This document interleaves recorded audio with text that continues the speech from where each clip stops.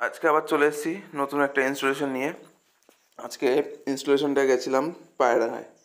পায়রাডাঙ্গায় একটা কী কোম্পানি দেখতেই পাচ্ছেন, একটা ইনস্টল করলাম পায়রাডাঙ্গায়। এই যে দেখতে পাচ্ছেন বড় বড় করে লেখা আছে।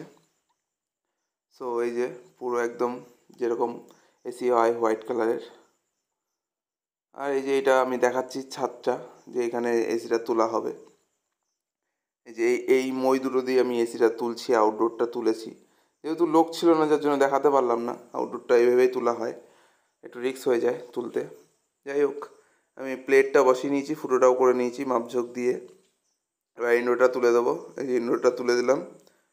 এই যে ইনডোরটা দেখতে পাচ্ছেন, এই যে ইনডোরটা কোনো রকম কোনো ফাটা ফুটো দেখতে পাচ্ছেন না।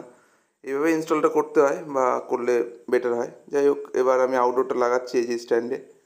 তখন দেখাতে পারিনি, এই যে এখন একজন ছিল যার জন্য আমি এটা দেখালাম যে কত কষ্ট করে আমাদের এই জায়গাটা বসাতে হয় বা কাজ করতে হয়। এই যে আউটডোরটা বসাচ্ছি স্ট্যান্ডের উপর।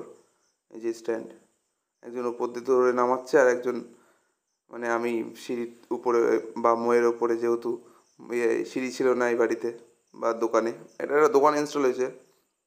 যাই হোক, এই যে পাইপ লাইনটা করে দিচ্ছি আমি। আউটডোর ফিটিং কমপ্লিট, আউটডোর সব কিছু হয়ে গেছে। এই যে পাইপ ফিটিং করে ভ্যাকুম ট্যাকুম করে আমি চালিয়ে দিয়েছি এসিটা। যেহেতু বললাম লোকজন ছিল না যার জন্য সব কিছু দেখানো পসিবল হয়নি।